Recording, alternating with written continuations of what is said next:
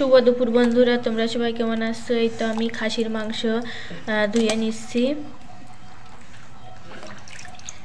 তো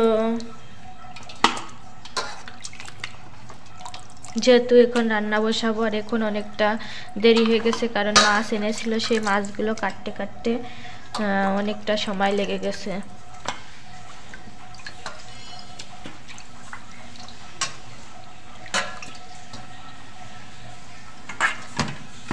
তো অলরেডি এই যে আমার খাসির মাংসগুলো ধোয়া হয়ে গেছে, দেখি সরো।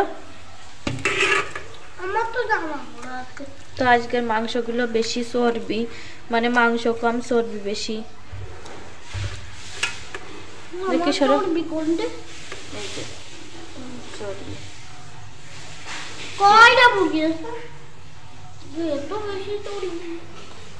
তো আর এদিকে এই যে দেখতেই পারছো, মাছ নিয়ে এসেছিল। এই মাছগুলো কাটতে কাটতে আমার দুপুর 1:30 বেজে গেছে। এখন এটা রান্না বসাবো। তো এইখানে ছিল যে শিং মাছ, টাকি মাছ, তারপরে একটা ছিল কই মাছ, দেশি কই।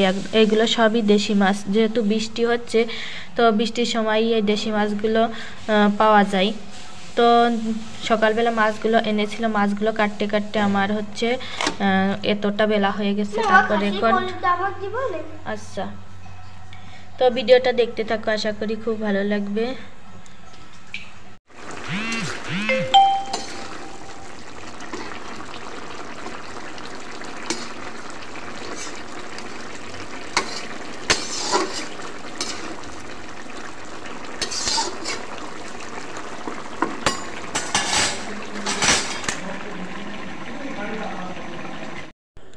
তো মাছ দিয়ে হচ্ছে এই যে মাংস তো শুধু দুপুরে হবে, আর রাত্রিবেলা জন্য এই যে মাছ দিয়ে হচ্ছে লাউ আর তরকারি রান্না করলাম টাকি মাছ দিয়ে। আর এদিকে হচ্ছে শিং মাছ দিয়ে, টাকি মাছ দিয়ে, কই মাছ দিয়ে মাছের ঝোল করলাম। আর এই যে শসা লেবু কেটে নিলাম খাওয়ার জন্য মাংসর সাথে।